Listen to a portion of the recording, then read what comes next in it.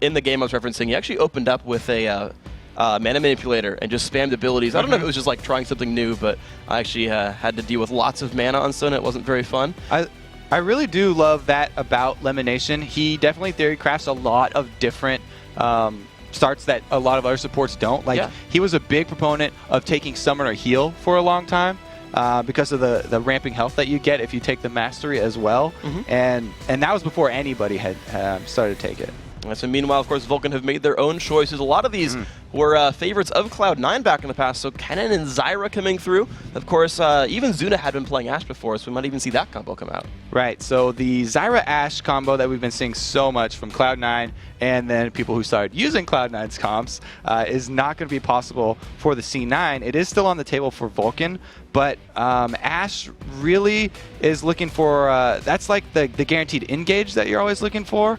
And with this composition, they already have so much zone control with Zyra and Kennen. I don't know if they're going to want to add that one on top here. Well, Cloud9 with the last second to go, going to lock in 2 more champions. The Jace does go through, as well as Jarvan. So some engagement is available here for the Cloud9, as well as a little bit of follow-up from Sona and whatnot. The Jace, though, for Poke, so a pretty well-rounded lineup, it looks like, for Cloud9. Yeah, well-rounded, and then they've got the Kennen circular ultimate, as well as the Zyra circular ultimates, as well as Zed's spinning slash. Anyway, the 2 AoE ultimates would be used very well to protect an Ashe, and they will also get the engage whenever they want, so they can have their Zed split pushing freely, and then if he comes out on top in that 1v1, then they can actually engage on the other team with the Ashe arrow, and he can just come from behind. And if he loses on that 1v1, then they're going to have to use all the disengage that comes with Zyra. And they'll just bravely run away, and hope to not drop down here. But Zuna still considering his last few picks, and he goes back old school style. No Ashe, you can have it, Cloud9. The Zuna Tristan, I haven't seen that in so long, and I felt like it was such a successful pick for him. And meanwhile, the Lee Sin coming through, so that's going to be a fun one for Xmithie. Tristana's what got Vulcun to the top of the rankings. That's what got them up into that second place in the first half of the split there. And at the same thing, though, the Lee Sin for Xmithie was a huge part of that as well. He is one of the best North American Lee Sins. Always opting for that very early Sightstone so that he can both make a lot of plays in the early game and leave a lot of vision for his team, just scattered around wherever he does make those jumps. So it's a very safe picks here for Vulcun. The last 2 are definitely comfort champions for them. So Vulcun playing comfortable, playing Vulcan style. We saw comfort picks actually work well for TSM just a couple games ago. Last game, actually. Meanwhile, Cloud9, they're actually kind of holding true to what they said before. They're picking the Vayne against Zed, saying, look, Sneaky can beat him 1v1. Apparently Sneaky thinks he can out-sneak a Ninja. And it's going to be very interesting, too, now where Sneaky and Lemonation go, because we have, on the 3-10 patch, we've even delayed the spawn camps of the small minions even longer. So when we come up with 2 versus 2 lane matchups, it's because they've chosen it. We don't have all the randomness anymore, and all the blue sides saying there is bottom. So the early wards deep in the jungle are going to determine the vision that allow these guys to choose the matchups. And we'll see what matchup these guys go for. Of course, Vayne, Sona. I guess there's enough sustain there, but Vayne, I guess we typically talk about her having one of the weaker laning phases, and you try to shelter that champion until Sneaky goes late game. I guess that said, you know, Sneaky is a player that his teammates sort of compliment for doing more with less. That even if his lane sucks, even if he doesn't get a lot of the farm and it goes to his teammates, he still excels pretty well.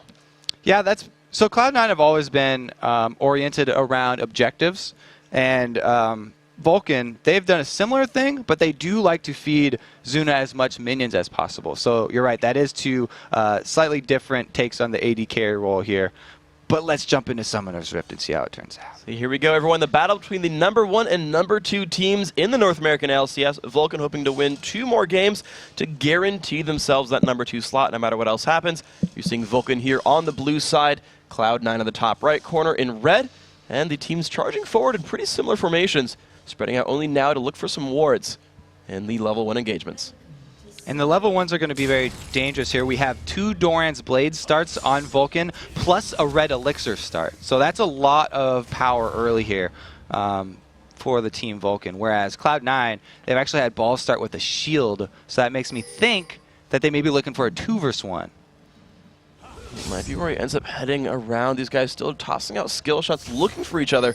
But mind you that at the very top side of the map, there's a successful invade by Zuna and Bloodwater, as well as Manclad. They got a couple of deep wards into the Cloud9 red buff area, though Cloud9 knows those are there. You see them ping out and have their own ward. They know kind of what happened with that invade. Exactly. The only difference here is that the Cloud9 preemptively warded their red, so they saw him come in, but Vulcun did the same thing. They just didn't have to use a ward to see it. Oh, it's a 5v3 Vulcun. They're going to get the face check. They jump in on the falls, and he explodes for first blood. That's going to go to Zyra Smithy, flashing back with 12 HP. 2 kills picked up. Meteos not in a good place either. Flashed away. MadCloud finds a third, and now High and Sneaky are alone. Exhaust onto Sneaky. The grasping roots land. Will they get a fourth? Zuna, be careful. High's dropped low as well, and look at that. TSM 3 for 1's nice, but Vulcun 3 for nothing. Way the heck better. When was the last time we actually saw a face check in the level 1 from any team in the LCS? Not a very long time ago. Yeah, quite a while ago. And it's actually funny because I heard both of these teams talking. Here, let's take a look at it again. It's just balls face checking. I mean, you walk by past the ward. Not much to say there. They want to try and stay into Brawl to even it up, but Cloud9 come out way behind on this one. Not only do they give up first blood, but they also give up 3 kills and no answer from Cloud9. And look at what Bloodwater did with that kill, by the way. He bought a bunch of wards, unless he just hasn't gone back to base, which I doubt. He just like, yeah, so, I mean, I could go for a Sightstone or something, but I'm going to get more wards and be an awesome support. And, of course, just the rest of the team happy and rich and fun. And now ManCloud gets to fight High with a kill lead. Yeah, and it's that early Red Elixir. The Red Elixir double Doran's start from Vulcun that I talked about being so dangerous in the level 1 really paid off. And even though the Red Elixir is ticking, he's also got a Doran's Blade on top of that now. So Mandatory Cloud in the mid lane is going to give High a very hard time. And you're just seeing him push forward and push forward. Meanwhile, the junglers have taken their initial camps as well. Meteos just finishing off his red buff. Level 3 double up, we'll see where he goes. Meanwhile, the same thing had happened here for Smithy. But the thing to point out as well is we have standard one-on-one lanes down here at the bottom and the standard 2v2 at the top. So we will get to see Balls handle the Elise in the 1 vs 1 situation and look for redemption here. So last time he had it, he did lose out. And he was just beaten straight up. Looks like he was calling for that one. He's actually started at a disadvantage, so it's going to be even harder this time. Yeah, 3 assists, a little bit of a minion kill lead as well for Sid. We look back, and ManCloud, I should say, just is still playing that push lane. I want to see if High can keep up. It's 13 to 17 in minions right now. I want to see if High can hold on against, again, that Red Elixir disadvantage, the little bit of experience, and the constant pushing. So far, he's close. Close is decent, especially since they're against that Zed, but he's got to be very careful when Mandatory Cloud does hit level 6 because he can easily be all in. Jace is a fairly squishy champion, and Zed's kit is more than enough to 100% burst him at that level 6. All right, so we can see standard lane matches running around. The junglers interfering less than we normally see in 2v1s, but there's the jump in. Bloodwater does get dropped down. Great pickup by Sneaky. The flash gets Zuna away from Meteos, but Cloud9 finding their opening right there. Great gank by Meteos. Yeah, a little bit of overextension, and now High in the middle. Ooh, a little bit flub there on the flash. Awkward flash by High, but the players trade ignites. ManCloud, of course, had no summoners up. He burned in level 1, but Smithy finds Meteos, deals a good bit of damage, and follows him across the wall. Interesting little slow-mo kick, but that's going to be enough for him. Smithy lurking in wait and playing chicken. Steals away from the jungle, too. Smithy going for that YouTube highlight reel with the slow-mo kick over the wall and another kill. This game is going fast and furious, and these are both of these teams, they are fairly secure in the standings. And I heard them talking before in the lobby before this game. They said they were going to step a little bit outside of their normal game plan. They're not playing as cautious as usual, and you can see it here. They're testing different avenues and trying to see what a little extra aggression will get them. Well, I think Ball's face checking a brush, probably not an adaptation they're going to keep in the playoffs. I could be wrong. Maybe you got to try it once. It's training with weights is what it is. There you go. They went 22-2 already, or 21-2 already. So like, well, let's see if we can lose some games if we throw away our level 1 fight. And so far they found a gank. They're pulling it back, so maybe. High's actually pulled a minion kill lead off of everything, so he's doing well against ManCloud. And High, people might be a little bit uneasy with him playing Jace again, but he played a lot earlier in the split.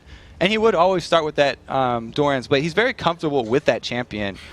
Even with all the changes to the tier of the goddess and to Jace's kit even. So it's a very strong champion, especially for the late game, since he isn't being hindered too much by that start from Mandatory Cloud. They will have a fairly good siege option here. Whenever you combine Sona with Jace, then that's sustain plus poke in the end game. All kinds of crazy fun stuff. Then Cloud9 kind of like to play the long-range game as they unfortunately still sit at a 1,500 gold deficit. But ManCloud's actually lurking in the shadows, trying to find a little something to do. Might just be stealing away the wolves, but he has hit level 6, and you mentioned what a scary mark that is. So I'll go into that a little bit deeper now. Since he is level 6, Zed's kit, it's very easy to get to Jace, and you pop your ultimate. It leaves a shadow right behind him. So Jace's normal counter to all-in assassins is to knock them away with his hammer, with the Thundering Blow, but Zed can just pop right back to the shadow that's behind you. And so it basically negates one of Jace's escape moves that he usually relies on. And that's why Zed is so effective at taking him out pre-level 6, or post-level 6. And you can see how careful now High is being, even though he was winning before. And that man is playing extremely far back. ManCloud's Ignite is back up, but Smithy is standing on top of a ward. Tries to find High, says hello, lands the Q, but High says goodbye. And up top, we have another exchange here between the Zyra Sona supports. That's all about the skill shots from Zyra. If you had locked up the grasping roots, then they can go all in. And Zuna is a Tristana player that will not hesitate to rocket jump into danger, even very early in the game, before he gets his items. It worked in the level 1 fight, certainly. He got the slow and got the reset and managed to stay alive the whole time, but there are other Citranos out there who jump into fights, and it's the wrong call. And you know, just sometimes tendencies can bite you in the end, so you got to be a little bit careful what Zuna does, and hopefully he does all right here. Of course, Ball's wanting what revenge from last time around when he had a sort of a rough game. You can see him there, 15 minions down up against Psycho Sid. They haven't even gone back to buy pretty much for anything this game so far. They've just been holding up in lane, and Sid has been doing a very good job.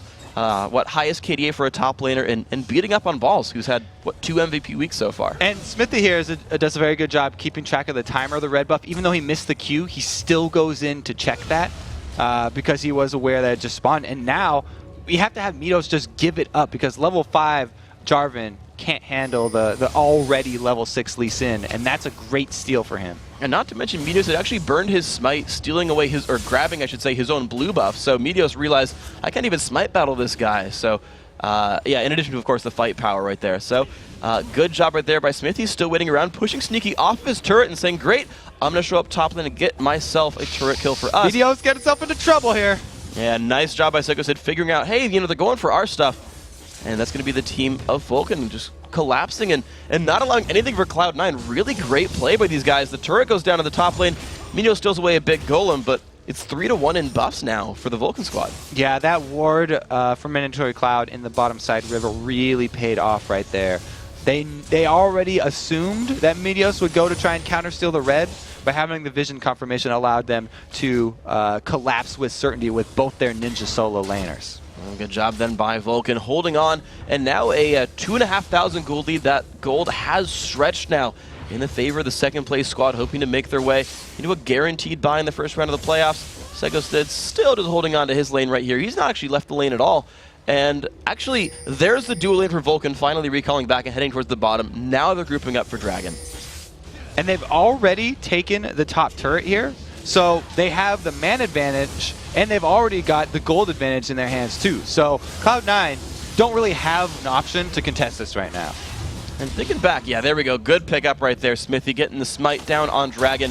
Thinking back to the actual 2 losses that Cloud9 has had in this season so far. One of them was to Counter Logic Gaming, where a very similar thing happened. They gave about 3 kills at level 1, and CLG snowballed the game from that. Cloud9's other loss was actually to Vulcun themselves. So you've got not only the team that normally beat you before, but also in the same situation as one of your other losses. And Vulcun certainly seem to be playing this game properly, continuing to build advantages, and might make that number 3. Well, getting behind in a level 1 situation is really disheartening for any player. And in our interview with Meteos, he said a lot of the times it's extremely hard for him to want to continue to play a game after they've started out at such a disadvantage before the minions even spawn. And so that really is a problem that Cloud9 have to deal with. They want to actually practice games where they start out with something like that and then work on keeping their spirits up, actually, and staying in the game. It's actually something that they really do need to work on before something like playoffs or worlds, because that is, you're right, one of the few things that has caused them to lose games. Let's see if they can do it right there. High getting jumped on a little bit. Not too much damage coming out, but there's the aggression again in the bottom lane. Zuna and Bloodwater constantly trying to fight balls, but Lemonation coming around the side is in vision of a ward, goes for a little bit of poke. Woo! Smithy waiting around on the wings. Root does not quite land. No kill picked up so far. Of course, Smithy, we saw him last week, the MVP, and he's putting on a great performance so far. The kills, the buff steals, he's doing a heck of a lot this mid game. Very scary Sona gank there from Lemonation, but as the clock keeps ticking here, and we do have the teams converging more. Let's take a look at the team compositions. Never mind, Lemonation gets bursted 100%. He goes down, does not manage to land the crescendo in time. It does go on cooldown, actually, so it just doesn't quite hit. And there's the jump in on Media, slowed down by the Bilgewater Cutlass of Zuna. Otherwise gets away 1 for 0. Good pick up there for Vulcun. 3 versus 3 lane, something's bound to break out. But Vulcun definitely taking advantage of the low HP of Sona right there, bursting her down, and they'll be able to claim yet another turret. So this lead that started out with the level 1 3 kills for Vulcun is continuing to grow over time here.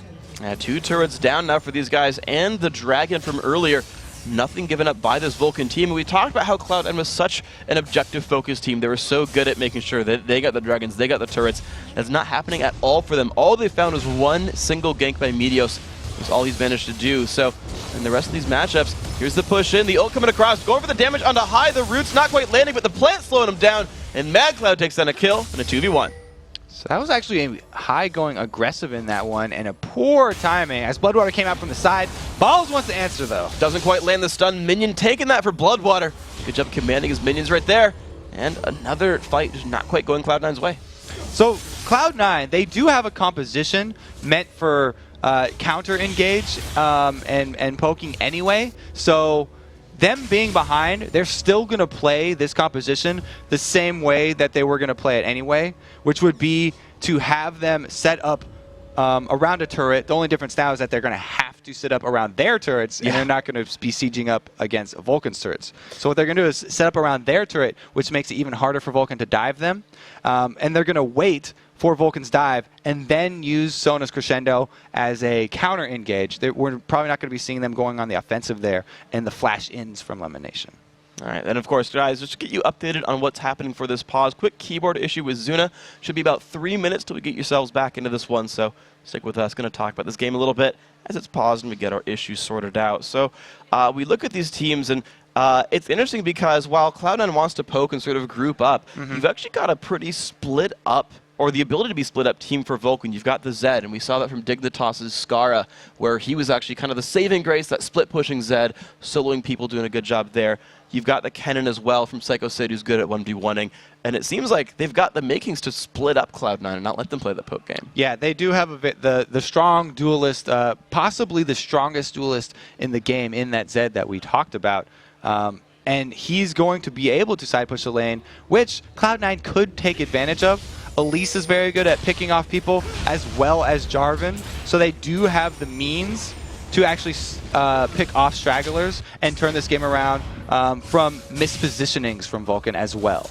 Let's see if Cloud9 can find those then to push in on the mid lane. Cloud9 are grouping up on turrets, as you said, trying to knock down these minions. Zuna actually in a bit of a rough spot, down to half HP, poked down, but no follow-up crowd control is used right here. Vulcan able to back themselves out. The turret still low on HP. The push still looks like, no, the rest of the team is actually backing out. Vulcan's not going for the siege just yet. They're definitely going to want to rotate bottom here, because not only is Zuna ahead in minions, but he also has those kills, which allowed him to finish the Blade of the Ruined King, which is a giant upgrade from just the Cutlass. So there's no way that Sneaky is going to want to duel him right now. Now Sneaky's got up to 1,000 gold still to go to finish that. Combined right here, Zuna at level 9. Definitely nice for him, and of course just clearing the wave so easily with the explosive shot. Bloodwater, interestingly enough, look at the bottom left, actually maxing his Q first. The root duration goes up, when you rank Grasping Roots, but decided I actually want the Q poke and damage output, spawning more plants. It's not a build I've normally seen a lot from support Zyra. Very, very offensive build here. He does have some very good early wards as well, so he's definitely keeping up this gold advantage that they have by continuing to put vision in both sides of the jungle of Cloud9, which is exactly what you want to do when you have that early lead, to keep it. Looks like they're doing a very good job of that one, actually, and that's what TSM talked about in their interview as well, saying, yeah, we got a big early lead. We don't want to throw and then realize, you know, we actually probably could have played a lot more aggressively that game. Maybe we should have. So Vulcun turning the screws a little bit, right? Aggressive wards, putting the pressure on. Smithy with a clear as well with his oracles. And that ward just paid off for Psycho Sid up top. We had a rotation from Meteos, but as soon as he walked over the ward, Psycho Sid backed up a little bit, and there was going to be no play for Cloud9 to make up there, and some wasted time from Meteos, allowing Vulcun to have the confidence to take down this bottom turret, knowing that the jungler is over by the red. Really well played. 3 men strong. Secondary turret goes down, making it 3-0 in turrets. ManCloud with a pink ward sweeping away another ward from Cloud9 towards that mid lane. So Vulcun still blinding the map, blacking it out from Cloud9 and wanting to just rain all over their parade. And you're seeing now with the oracles, the ward control, Dragon taken down as well. Everything is being taken by these guys. The mid lane turret goes down as well. I'm just listing off things that Vulcun are doing well. Well, they are doing everything well, so you can just go ahead and list off all the stuff in the game. With the champions that they have, they are winning every single lane right now, so they don't have to group up.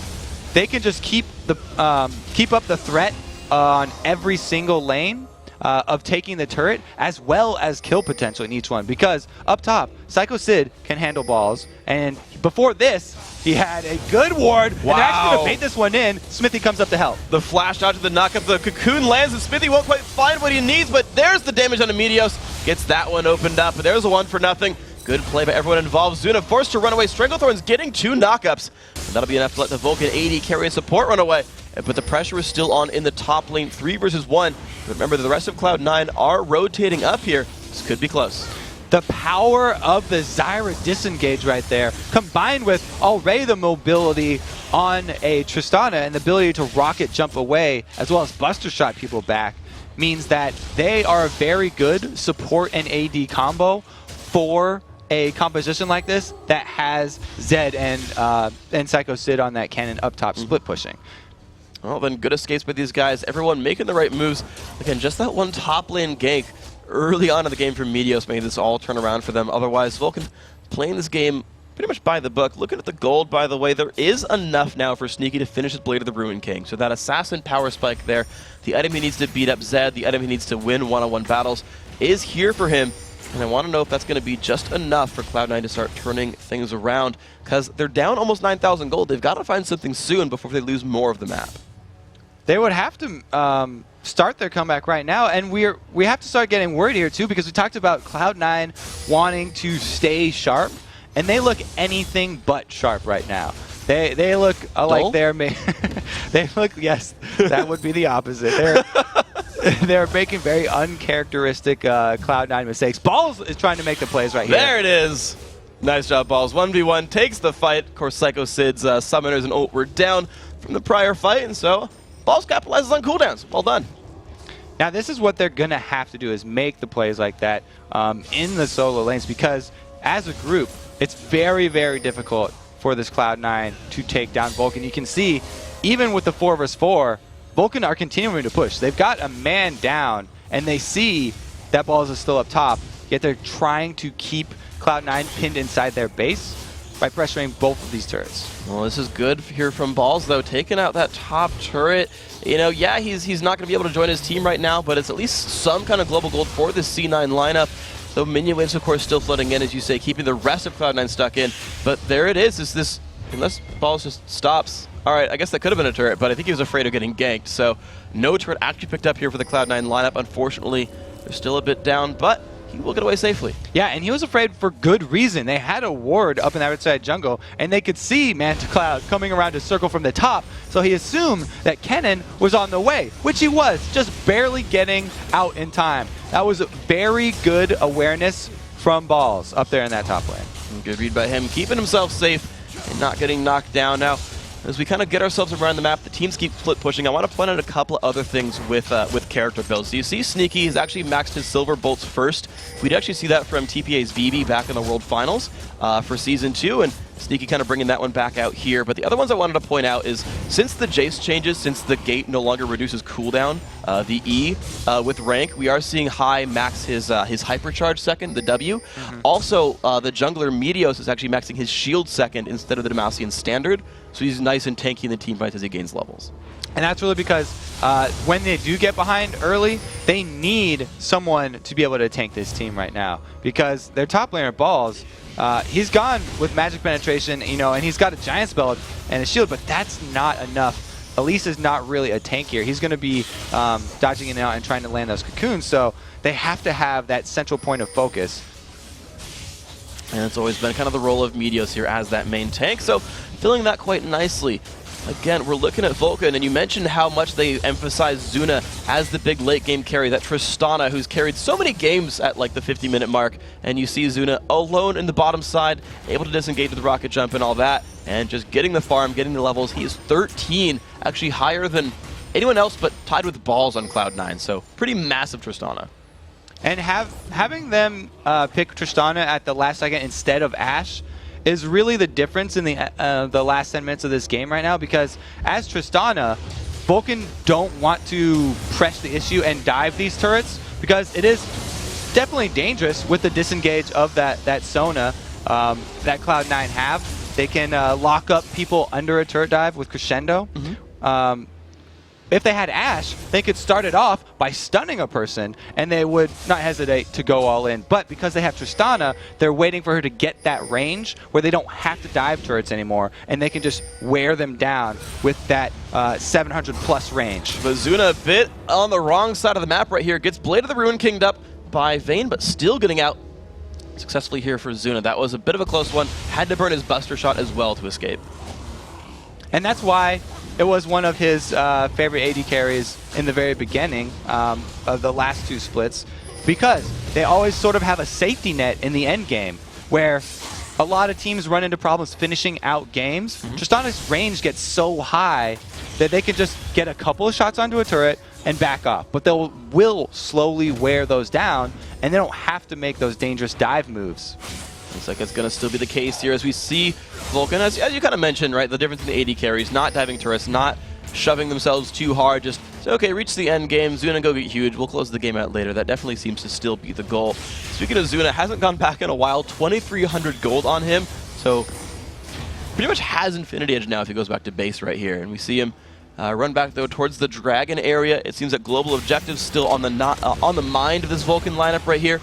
And as we see MaxCloud and Zuna go for it, it's just more by the book play. They're controlling the map, and they're now putting themselves over 10,000 gold in the lead compared to Cloud9. And that Dragon is the reward that you get for continuing to push all three lanes in and getting the vision at Cloud9's turrets. And good flash away by Balls. So he's going to survive this 1v2. Had to, of course, burn flash for it, but Sid is without Ignite or his ultimate.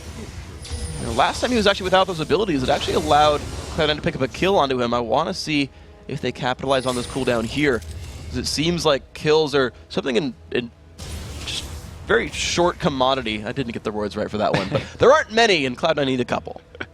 Well, yeah, we don't even need the kills, actually, from Smithy and Psycho Sid, but it's going to be icing on the cake here, as High is really in trouble. Yeah, he's taking a bunch of pain. The Q does land. Flash not going to matter. Stun even lands there from Psycho Sid. Smithy picks up the kill. 3-0 and 3 on him. That's pretty happy. And hey, look, no one's on the map. They get a turret and the push on a Sneaky. MaxCloud goes all in on Sneaky. Doesn't want to overextend, though, as it would cost him his life. But Ball's getting slowed down. Sid trying to rejoin, lands the Q. Can he get the stun with his proc W passive? Doesn't go for it. Oh. And there's the knock up here from Meteos. Can they re-engage? Takedown Sid. He does not have ult. Has to burn his flash, though.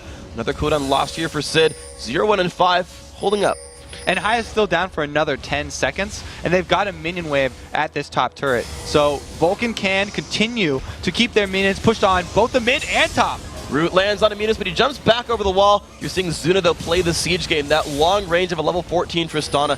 That mid lane turret down to about half HP.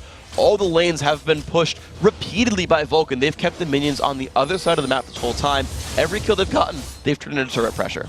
Not only have they had all their lanes shoved up so they get vision from the minion waves, but Bloodwater has constantly been walking back and forth from red side to blue side, or from red buff side jungle to blue buff side jungle, and dropping wards. So they not only have vision of all the lanes, but all of the jungle of Cloud9 too, and they've been able to take every single thing on the entire map. Well played by these guys. Everyone kind of pitching in and making sure everything is being played by the book right here. Vulcun's doing a very good job of that one. The item build still coming through. The Blade of the Ruin King, Brutalizer, Last Whisper, all done for ManCloud. That's the standard terrifying Zed build that we see so often. The Infinity Edge and Blade of the Ruin King also already done here for Zuna. And they're eyeing Baron, and they find Falls. The jump is in. Stranglethorns comes across. Has to repel up, but I don't know if he has anywhere to really go. Medius goes for the knockup, tries to help take the team out. Bloodwater low on HP. There's the Crescendo. Do they have the damage for Zuna? Shock Blast comes across. Doesn't find a lot. Here comes Psycho Sid, but he's been exhausted. It's still enough. 2 kills picked up here for Vulcun, and they keep on moving forward this slow. The jump back from Smithy, the dive back into the back line. Nice buster shot, stops Sneaky. Turret goes down from the split push, and Zed is onto the inhibitor right now, but the fight is still continuing. No, the fight stops. Just kidding. And man, during that whole time, it was only 4 members of Vulcun over there, so they are also rewarded with that inhibitor from ManCloud. That amazing duelist in Zed that we talked about. Nobody even wanted to go try and fight him. Not even an option. So Baron now being attempted.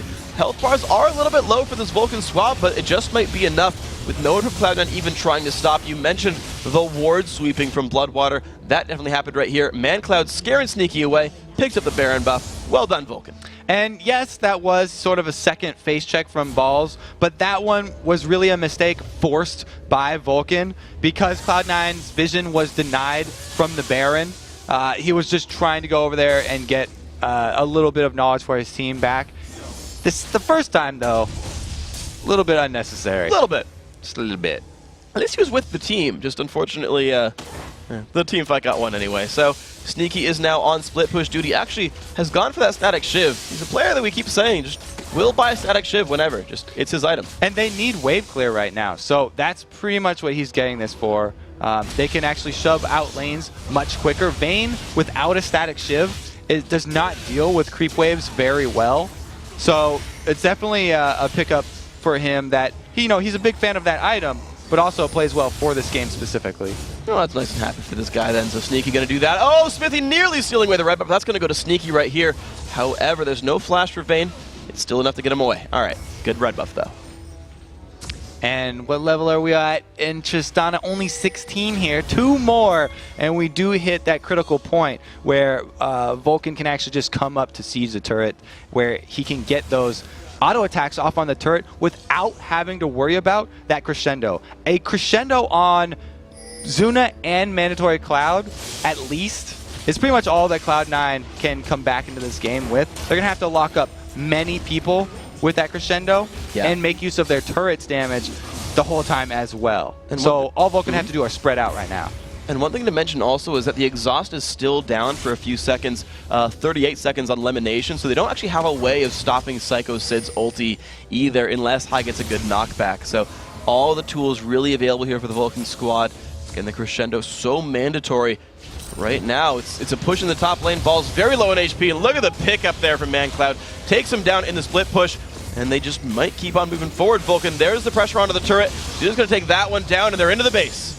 So taking out a person means you don't even have to wait for more levels. They go all in, easily take that turret. It's going to be a second inhibitor, and then probably Nexus turrets. There we go. No, it's actually the first look for the top lane. Because it got the minion wave there. Of course, the bottom inhibitor already dead. This will be all 3 inhibs taken out here for Vulcun.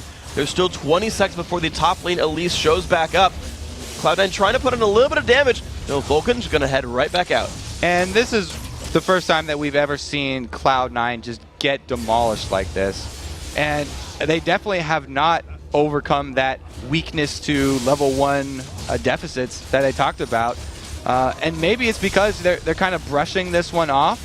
But you have to be worried if you're a Cloud9 fan, because that's something that they do have to shore up, and they're going to have to deal with that at some point. So it's a little bit worrisome. They're not actually making full use of this. Hey, you didn't have to be Psycho Sid to win that level 1 team fight, and if they can't come back from this, They've got to make sure they learn how to fix all this stuff. The push still coming through. Cloud9 holding on as a group of 5, looking for the team fight. Meteos, though, down below half HP. The pressure onto the turrets. First one goes down. That makes 10 unanswered turret kills here for Vulcun. They're still right up in front. Baron buff still being worn for 30 more seconds. Super minions flooding in. Home guard coming in for Cloud9. Turret losing more and more health. Will the engage happen? Sneaky rooted up. Next turret almost going down. They don't quite find it just yet. More HP drop. Turret just survived. And there's the engage. Psycho's hit pops. Zodio's not caught by the crescendo. Meteo's going to fall down. That's number 1 picked up. The jump back enters the top side. A rampage for Mandatory Cloud. Sneaky forced away. Ball's running back as well. 2 kills so far. Psycho Sid now in the front lines. All 3 of Cloud9 stuck inside their fountain as the push is in here from Vulcun. They're going to pick up the win right here against Cloud9 in just 30 minutes. Nexus goes down. Congratulations, Vulcun, for the win. Congratulations. And so they are going to lock in that the second spot.